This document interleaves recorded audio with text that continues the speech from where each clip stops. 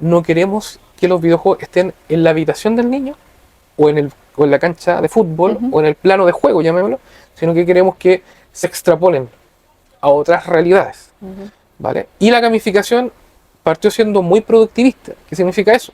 Que estaba llevada a la educación, se fue llevada al marketing, como mencioné, fue llevado al trabajo, ¿vale? Para que obviamente hayan incentivos, porque la gente se comportara de determinada manera, una especie de ingeniería social para fomentar la producción, ¿vale? La productividad. Bienvenidos a un nuevo capítulo de Libros Independientes. El día de hoy vamos a ver un libro muy, muy especial. Espero que esté dirigido no solamente al público joven, yo creo que también a gente mayor de 30 incluso les podría interesar, incluso más.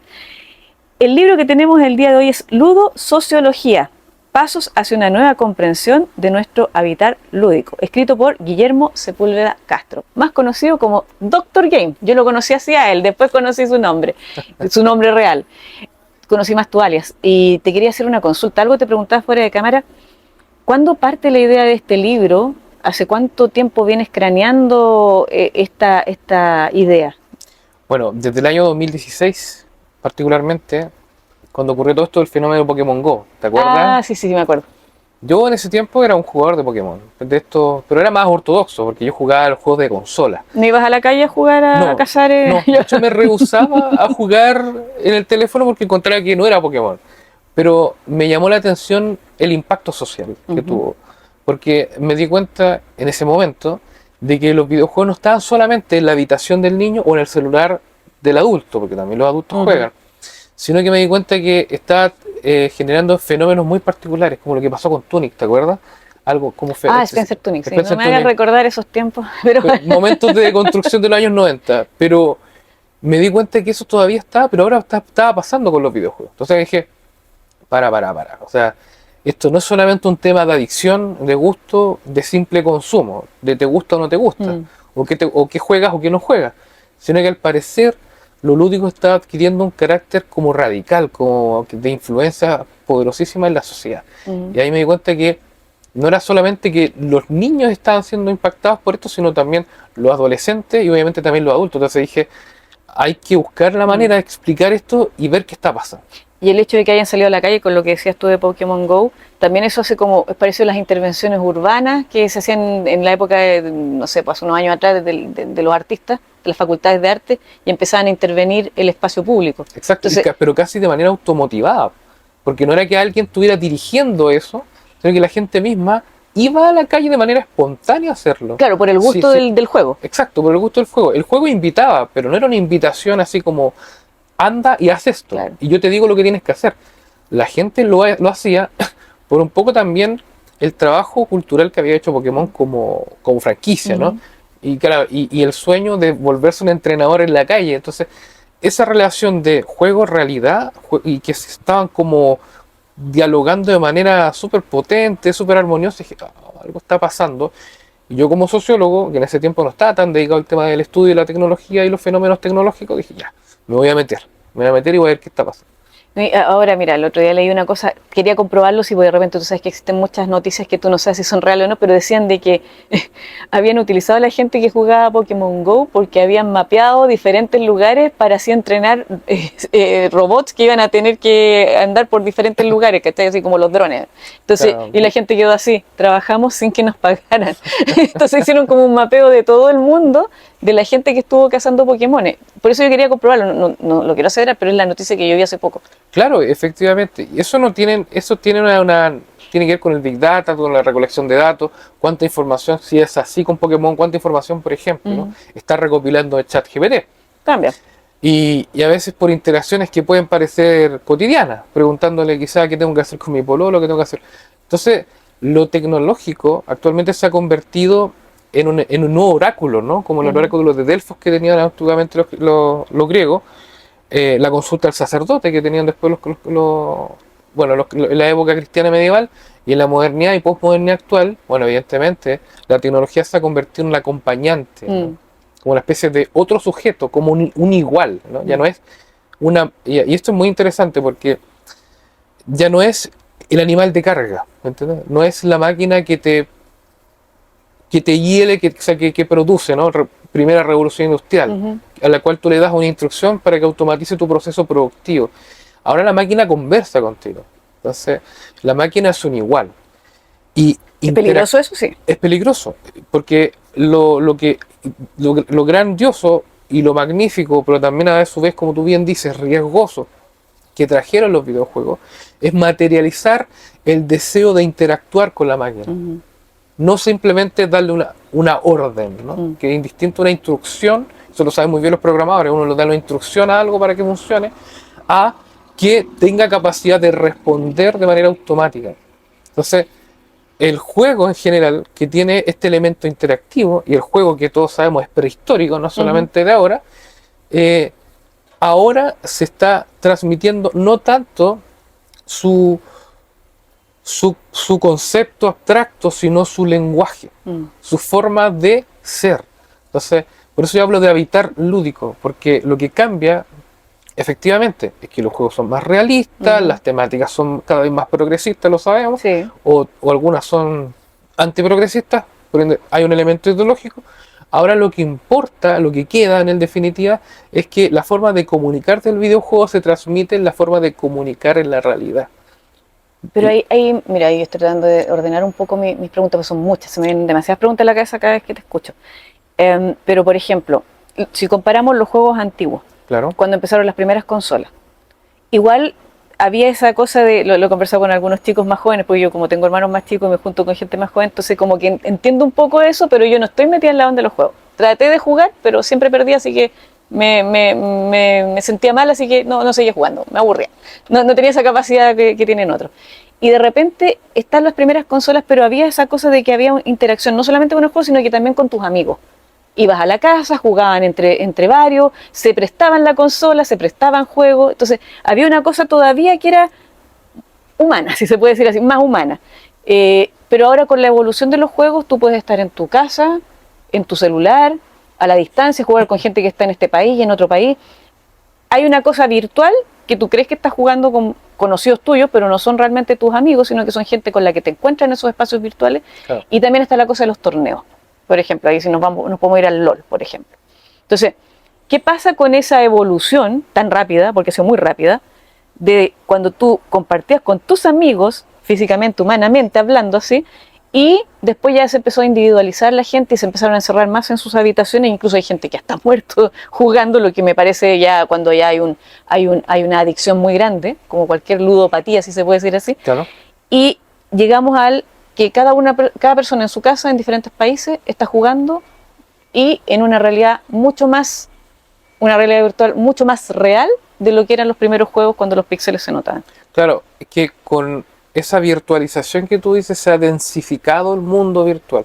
Antiguamente el videojuego todavía era concebido como un juguete. De hecho, el Otto Kraus vendía videojuegos en su momento. Entonces, comercialmente el mercado lo entendía como un juguete, ¿no? Como un producto, ¿no? Un producto físico que efectivamente tú podías intercambiar con tus amigos y que para jugar con otros tenías que físicamente unirte con los otros. Claro. Presencialmente tendrías que estar con otros, ¿no? Y eso obviamente ha cambiado, ha transmutado porque el videojuego se ha virtualizado, ya casi ni se venden cartuchos digitales, perdón, físicos. Claro. Incluso antes uno lo arrendaba. ¿Sí? Ahora uno no arrienda, uno compra, pero en el mercado digital. Entonces, eso no es solamente un cambio físico, porque como tú bien dices, ha cambiado la manera de interactuar, ¿no? Antiguamente tú ibas a jugar con otra persona, como cuando lo hacías jugando juegos de mesa. Claro. Era muy parecido porque había una transición ahí de lo físico a lo digital, de lo analógico a lo digital en realidad. Y ahora, claro, el mundo es mucho más infinito, ¿no? Al punto de que incluso ese orden digital actualmente, que en los 90 era fijo, era estable, ahora es deconstruible, ahora es reconfigurable. Por ejemplo, uno ve los juegos que juegan los niños, yo te digo de 5 a 10 años, tú te das cuenta que ellos juegan juegos que son performativos y son totalmente plásticos. En el sentido de que ellos, además de tener sus skins para personalizar su experiencia, para parecer distinto al otro o para de alguna manera personificarse en el entorno de juego, ellos también pueden llegar a crear juegos dentro del entorno. Pueden crear juegos dentro del entorno. Exacto. Pueden diseñar, proponer e invitar para que otros jueguen esos juegos que se crean o se recrean. en el mundo de los videojuegos ese género, que ya no es género, sino que es casi como un lenguaje, se le llama sandbox, que es como Sandbox. cajas de arena. Caja de arena. Pero, Y eso es ¿por qué caja de arena? muy gringo, porque los gringos en los entornos lúdicos, piensa tú estos parques pequeños que están ubicados en las plazas, donde están los columpios, los refalines. Por lo menos los gringos, no nosotros no tenemos tanto esa cultura, ponían generalmente como cajas de arena para que los niños jueguen. Sí, es que yo pienso en caja de arena y pienso en los gatos, entonces después nosotros Claro. los chilenos usamos caja de arena, caja de gato. Me acordé, sí, en las películas aparecen mucho eso, que los niños juegan en esa arena ahí que tienen como en un recuadro así. Exacto, por eso se llama sandbox, donde ellos ahora pueden entiendo. crear y recrear lo que quieran. Ya. Un poco ese concepto con juegos como GTA o Grand Theft Auto, o por ejemplo juegos como bueno, los Sims también lo permitía un poco, pero también juegos de mundo abierto como también Minecraft, que es principalmente jugar al Lego dentro de un entorno obviamente con muchas más posibilidades que el mundo físico, se empezó a convertir en un género, pero ahora ya es como regla para muchos otros videojuegos. Entonces esto de poder jugar con arena literalmente, como con plasticina, digámoslo así, y poder resignificar, reconfigurar y recrear cosas lúdicas dentro de, obviamente se ha intensificado con los últimos tiempos. Como sociólogo, ¿cómo ves tú? Porque a mí personalmente no me gusta mucho que los niños chicos jueguen juegos de video. Algunos dicen que hay cosas súper positivas de que los niños estén con tecnología, pero a partir de cierta edad. ¿Cómo ves tú como sociólogo la actitud del niño de antes, de las primeras consolas, al niño de ahora, que juega juegos de video desde muy temprana edad? El niño de ahora interactúa con los juegos desde muy pequeño, incluso si tú se lo alejas. Antiguamente la manera de llegar al videojuego era a través de revistas. Cuando todavía existían y se vendían revistas, sí me acuerdo de esa revista. habían revistas de videojuegos. Acá en Chile, por ejemplo, muy famoso se hizo la Club Nintendo. Y otro tipo de revistas, hobby consolas, etc. Ahora la gente los niños me refiero, llegan a los videojuegos a través de YouTube o Sí. TikTok. Entonces, yo por ejemplo, mi hija no juega videojuegos todavía, tiene 5 años. Ya. Pero ella ve mucho videojuegos, ve mucho youtuber jugando videojuegos. Ya. Entonces, y ella se fascina viéndolo. Y ya me está preguntando, papá, ¿cuándo voy a poder jugar videojuegos?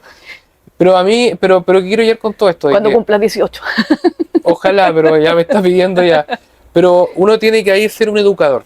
Claro. Es como cuando uno le pasa una tarjeta de débito o cuenta ruta a un niño, que tiene que obviamente uno enseñarle un poquito de educación financiera. Lo mismo pasa cuando uno le pasa un juego a un niño, ¿no? Los niños, si el mercado ha cambiado y las tecnologías han cambiado, es porque la cultura ha cambiado. Entonces, tú a un niño, por ejemplo mi hija, no sé si sea un ejemplo como tal masivo, tú le pasas papel y lápiz y ellas crean y recrean muchas cosas. Eso es perfecto. Eso está súper bien. Antiguamente los niños esperaban que el juego les dijera las reglas y lo que tenían que hacer.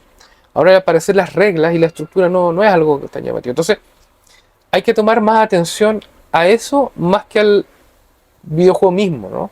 Más como a cómo ha cambiado la cultura lúdica, ya me voy a decir, que es como la manera que tiene el hombre de jugar actualmente y que es dominante por sobre los juegos que están, o sea, los juegos que están comprándose, ¿vale?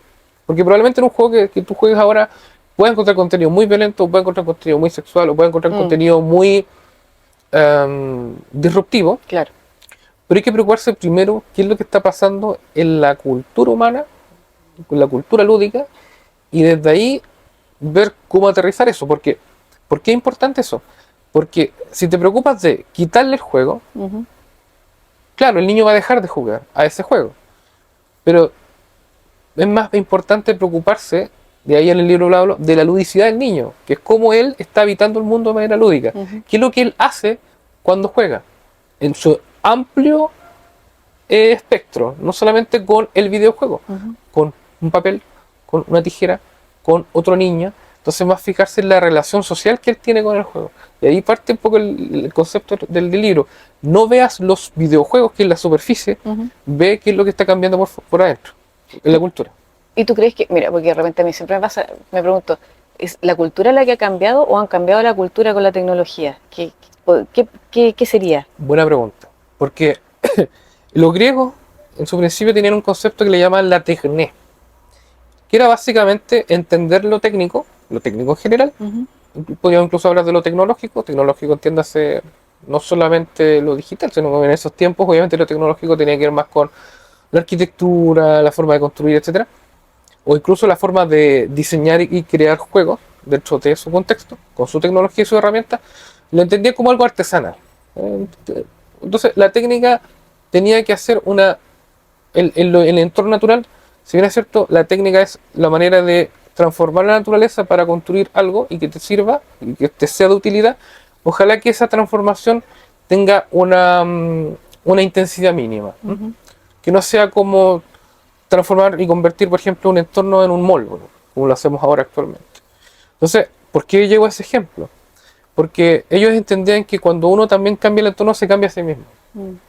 Porque el ser está enlazado a la natural.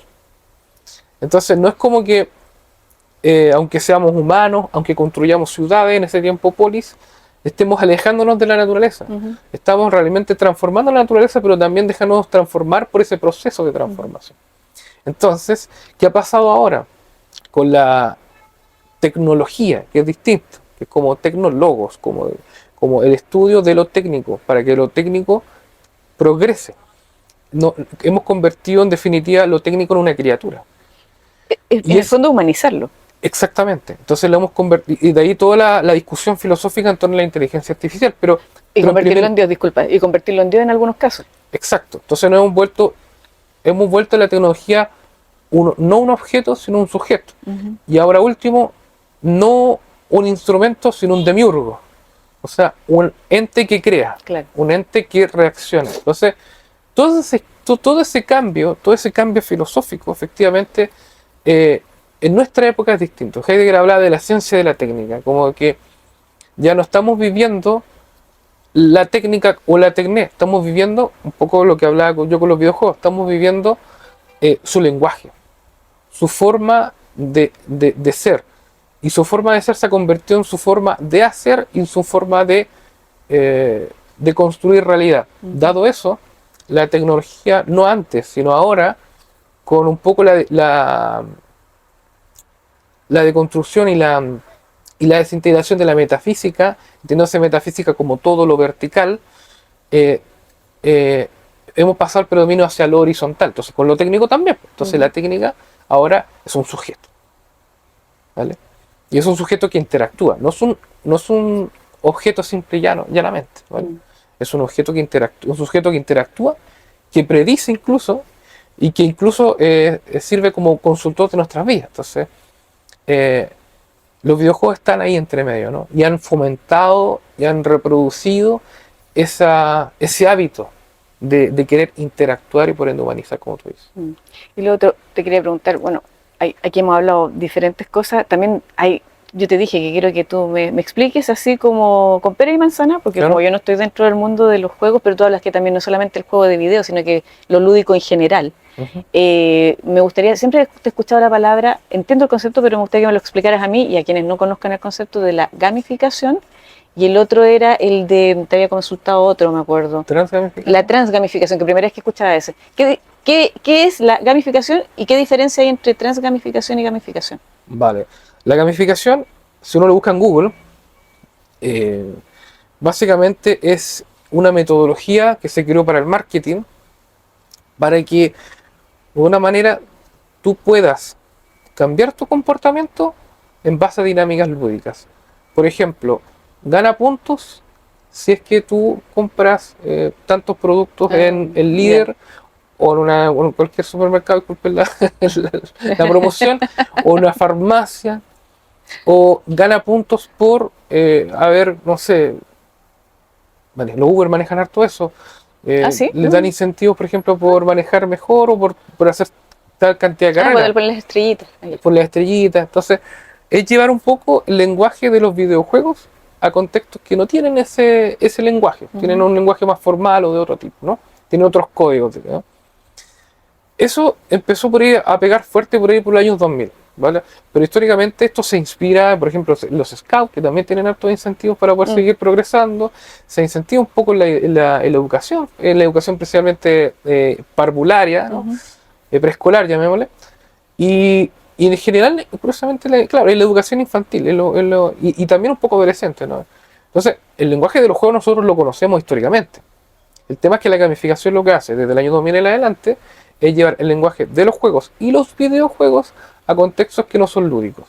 Esa explicación es simple, se entiende, pero lo que culturalmente eso significa es que, o lo que implica, en realidad, esa es la palabra, lo que implica es que no queremos que los videojuegos estén en la habitación del niño, o en la cancha de fútbol, Ujú. o en el plano de juego, llamémoslo, sino que queremos que se extrapolen a otras realidades, Ujú. ¿vale? Y la gamificación partió siendo muy productivista. ¿Qué significa eso? Que estaba llevada a la educación, se fue llevada al marketing, como mencioné, fue llevado al trabajo, ¿vale? Para que obviamente hayan incentivos, porque la gente se comportara de determinada manera, una especie de ingeniería social para Mm. fomentar la producción, ¿vale? La productividad. Y la transgamificación lo que hace es, y es un concepto que acuño yo porque siento que hay una ruptura, es llevar esta lógica de lo lúdico a lo real a lo cotidiano. Entonces ya no tanto a, a los espacios de producción formales para producir, sino en la vida misma.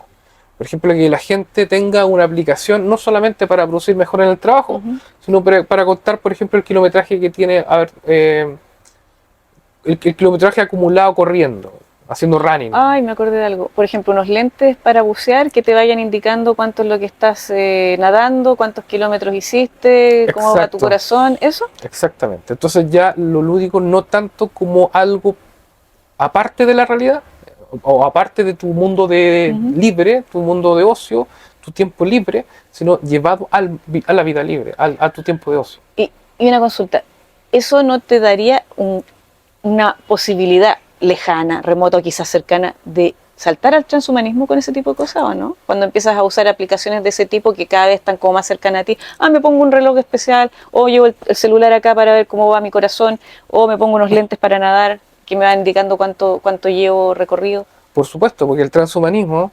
en términos prácticos, es que que lo tecnológico se convierta en un sujeto.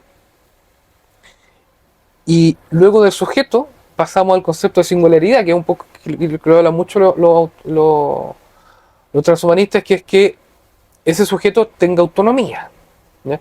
No solamente un lente que está de alguna manera administrado por tu conciencia, por tu voluntad, sino que el objeto técnico tenga voluntad propia, tenga, le dicen conciencia, a mí me carga decirle tenga conciencia, Mm, porque el término conciencia es muy espiritual, siento yo sí. todavía, muy trascendente. Esto es muy inmanente, muy mundano, muy materialista, ¿no? Entonces yo prefiero decir que tenga ludicidad inclusive. ¿Qué significa eso? Que pueda interactuar contigo, que pueda jugar contigo, pero a sentir pensar, Mm. todavía no. No, Pero, bueno, pero sí es cierto, es un puente, es un atajo. claro, porque, por ejemplo, ya estás ocupando ciertos aparatos que te ayudan, son funcionales para ti en tu vida diaria, pero el problema es que te vuelves muy dependiente de ellos, de ahí a que te digan, ¿sabes qué? Insértate lo mejor porque es más fácil, no tienes que estar preocupado si se te No, pierde. y utilizan el tema de lo lúdico para que sea adictivo tenerlo. Claro, Porque no es como cuando uno tiene un reloj, claro, uno se vuelve adicto al reloj igual. claro. ¿Qué hora es? ¿Qué hora es? ¿Qué hora es? Sí. Pero además de qué hora es, voy a la notificación de Instagram, voy a la notificación de Facebook, voy al chat que me llegó. Entonces, eh, al fin y al cabo te das cuenta que lo digital desborda, Ujú. desborda lo real. Y así llega, y así coloniza, ¿no? Y a todo esto te quería preguntar, dentro del libro, además de lo que estamos conversando, ¿qué otros temas más estás abordando aquí que va a encontrar la gente cuando lo lea? Una, una perspectiva distinta. Yo, en el sentido de analizar lo social desde lo lúdico.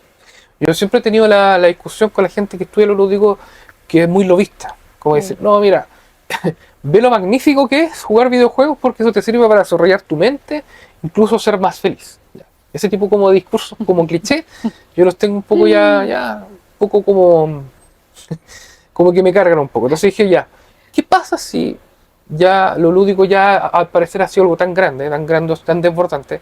¿Por qué no buscamos una disciplina, una perspectiva que tenga un lenguaje propio y analice lo lúdico, que analice la realidad, perdón, desde lo lúdico?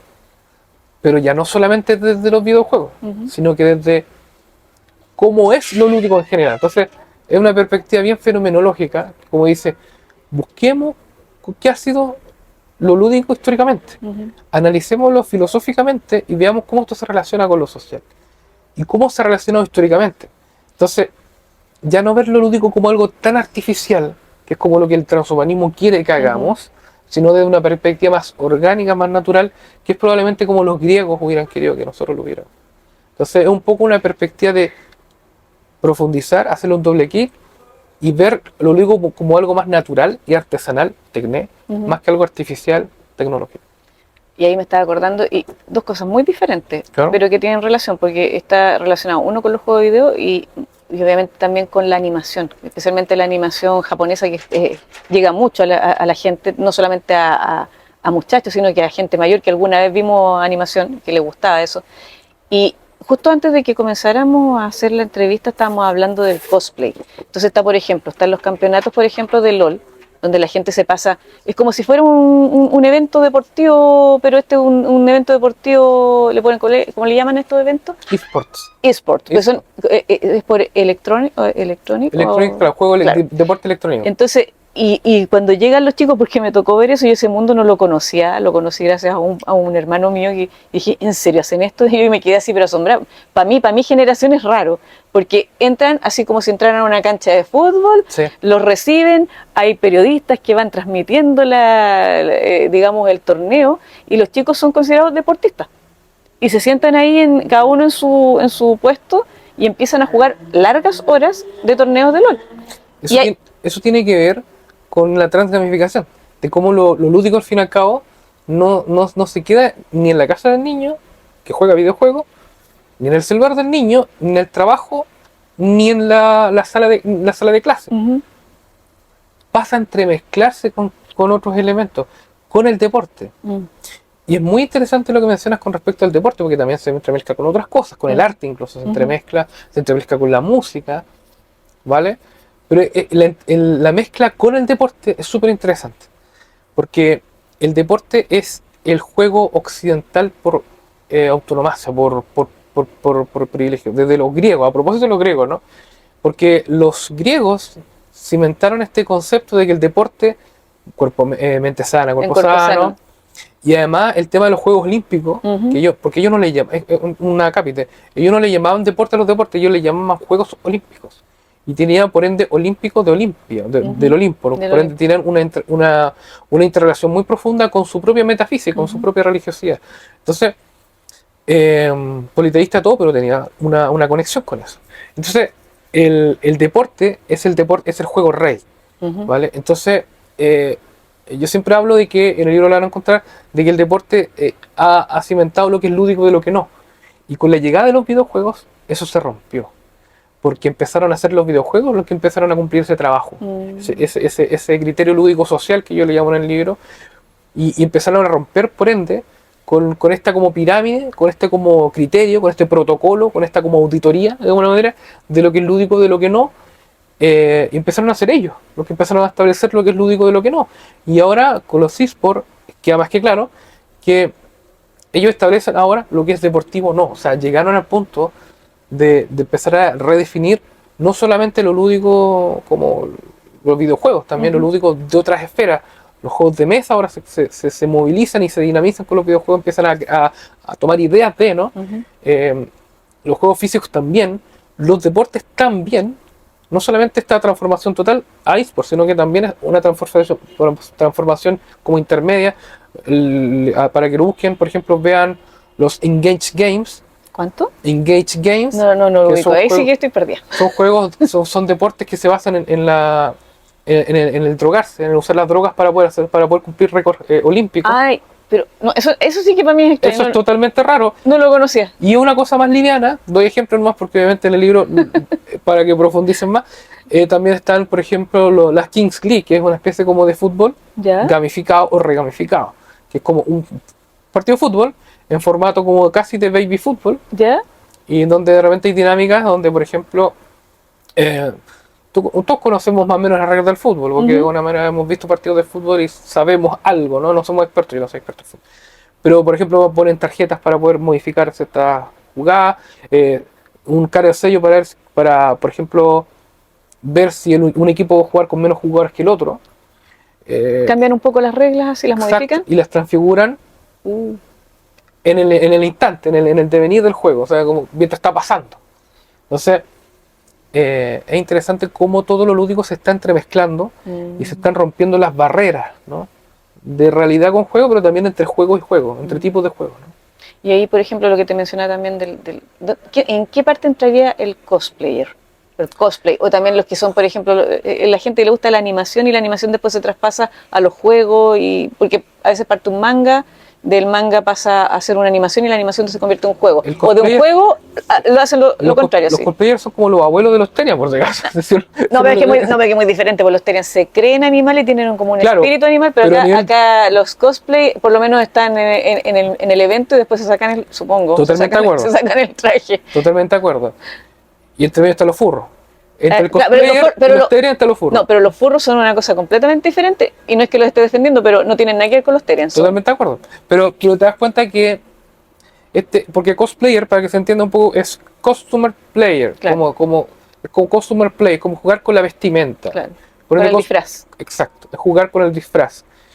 Tiene que ver con un concepto que yo menciono ahí que se llama ludogénesis. Que ludogénesis. Cómo se crea cultura a través de la cultura del juego.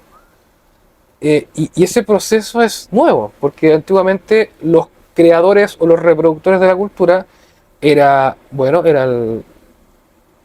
en este caso era el clero, o por lo menos aquellos que de alguna manera reproducían la religiosidad de la época. Después pasó a ser la educación laica, que es la educación formal, ¿no? Y después quedaron simplemente los padres, los medios de comunicación. Y después los de medios de comunicación, que aunque todavía es muy noventero, en los 2000 empezaron a hacer los videojuegos. Entonces, o lo geek, si se quiere como hacer más amplio, porque los videojuegos están dentro de, pero la cultura pop, sí, es preferible hablar más de cultura pop, ¿no? Yeah. Entonces, lo que pasó, lo que antes era un personaje que estaba dentro del arco narrativo del juego, pasó ahora, claro, a ser un personaje que tú quieres ser, que tú quieres representar, ¿vale? Y en ese deseo de representación, claro, sale un poco el concepto de cosplayer, ¿vale? Y eso es ludogénesis. Eso es cómo de alguna manera se crea no cultura, sino ludicidad. O sea, se crea cultura, pero a través de la ludicidad. Okay. ¿Qué es la ludicidad?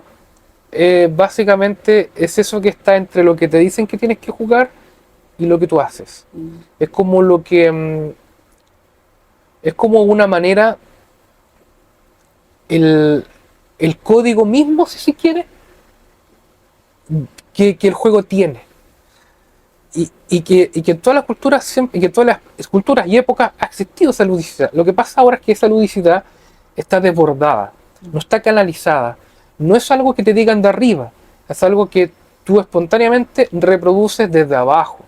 Por eso el cosplayer, por eso el furro, por eso la reproducción también de tantos creadores de juegos, ¿no? Antiguamente no existía el concepto de diseñar un juego. La gente jugaba lo que la tradición decía que se podía jugar, ¿no? Desde el deporte hasta los juegos que uno jugaba en la calle, ¿no? Nadie creaba juegos distintos dentro de la calle. Había una tradición de calle. Con los videojuegos hay una especie de neotradición o antitradición en donde se permite este concepto como de sandbox, ¿no? Como que todo se recree desde abajo. Y de ahí surge el tema del cosplay, de ahí surge el tema del furro, de ahí surge también un poco ahora más moderno el tema del Terian. De ahí surge también y se explica también el desborde de muchas cosas que han perdido sus códigos. Incluso los juegos han perdido sus códigos. Sus códigos me refiero como las reglas de, ¿no? Entonces lo lúdico explica un poco lo social y el libro trata de buscar eso, como cómo ese desborde se puede explicar. Y ahora me está acordando, por ejemplo, el cosplay parte como un juego de un rol, si se puede decir así. Juego de roles, claro. Pero cuando ya se empieza a ver que eso es un nicho en que puedes sacar algo, porque hay gente, por ejemplo, que se convierten en cosplayer y pueden sacar mucho beneficio económico de eso, porque ahora sí, hay un negocio del cosplay, algunos incluso se dedican a hacer trajes para otras personas y cada vez mucho más elaborados. Sí. Y lo mismo yo creo que pasa con la cosa de los videojuegos, así como pasa con el negocio de la animación.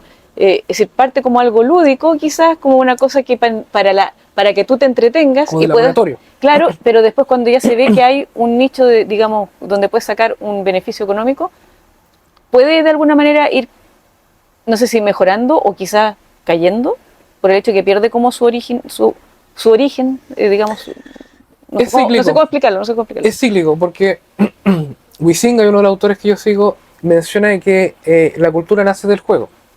Yo me tomo de ahí. Hasta lo más metafísico incluso tiene algo de lúdico, porque es humano, no porque Dios sea lúdico, sino que ¿El ser humano es el ser lúdico? humano es lúdico.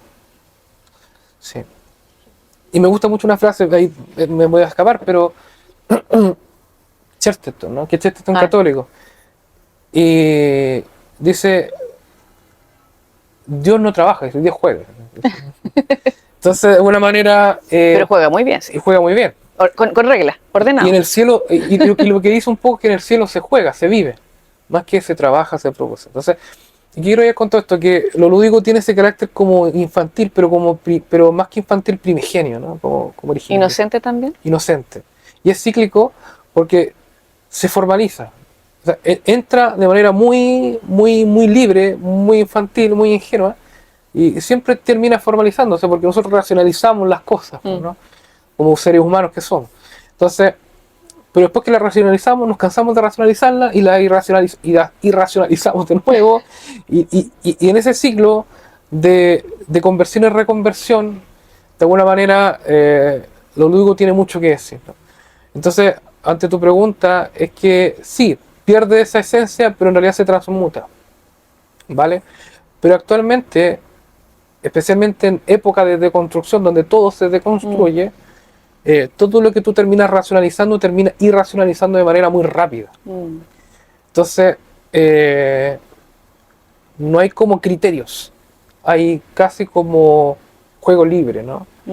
Entonces, todos los juegos que emerjan y las prácticas sociales también, no solamente lúdicas, que emerjan, tienen ese como ese matiz, ese sabor, como un sabor a no tener estructura. Piensa en la música, ¿no? Piensa en el Claro. arte, piensa en todo ese tipo de disciplinas que antiguamente tenían una estructura, tenían un criterio, que era vertical, ¿m? Sus reglas también. Sus reglas. Ahora, las prácticas sociales, lo lúdico se ha corrompido, ¿no? ¿Y Y se puede recuperar su origen o no? Digamos, su idea original, o es difícil eso ya cuando se corrompió. se puede recanalizar. Bueno, y Mm. ante esto, uno se pregunta igual, ¿qué hacer? Pues porque claro, al parecer todo está como perdido, como que lo lúdico, como tú lo mencionaste, está como diluido, está como tan centrado en producir, producir, producir, producir. Bueno, hay una empresa en particular que todos conocemos, por el famoso personaje de Gorro Rojo, Nintendo, ¿no? Y que lo que significa Nintendo es mucho más profundo probablemente de lo que uno juega y conoce. Nintendo significa deja tu suerte al cielo. Y Suerte al cielo. deja tu suerte al cielo. ¿Y eso qué significa en términos estrictos? Significa un poco volver a esta infancia, ¿no? Esta infancia hispánica, esta infancia premoderna incluso, de volver a sentir el juego como algo natural, como algo orgánico. Eh, y por ende, invitar a nuestros hijos, sobrinos, parientes, también adolescentes, a volver a jugar de manera natural, ¿no? Y a volver a concebir el juego como algo natural y no algo como que tú tienes que consumir en tu celular o que tienes que consumir en tu consola. Porque además de lo que se ha dicho muchas veces, del tremendo poder hiperestimulativo que tiene y la adicción que tiene, hay un proceso de transformación cultural del juego que es mucho más profundo. O sea, cambian no solamente tu parte biológica, sino que también cambian tu parte social, cómo tú juegas con los otros, y en este libro lo van a dar lo van a ver, importa porque tiene que ver cómo tú interactúas con los demás. Entonces, dejarse llevar un poco más, volver al juego analógico, a esos tiempos amplios, no a ese tiempo tan acotado de la racionalidad moderna, y tampoco, y con reglas, con códigos, ¿no? El deporte tiene mucho de eso. Creo que ahí se puede un poco recuperar el valor esencial y probablemente más natural de nuestra ludicidad, que es nuestro espíritu lúdico. Y creo que desde ahí se puede recuperar un poco la esencia del juego. Excelente. Bueno, todo esto que hemos conversado y mucho más lo van a encontrar en este libro, maravilloso, Ludosociología, pasos hacia una nueva comprensión de nuestro hábitat lúdico, de Guillermo Sepúlveda. Ya saben dónde lo pueden encontrar, justamente en Librería Chema, en Avenida Apoquindo 5681 en Las Condes. Pueden entrar a la página web también www.chemalibrería.cl, porque también lo pueden comprar a través de la plataforma digital. Así que muchas gracias, Guillermo, ha sido un gusto conversar contigo y este tema da para mucho. Te recomiendo este libro.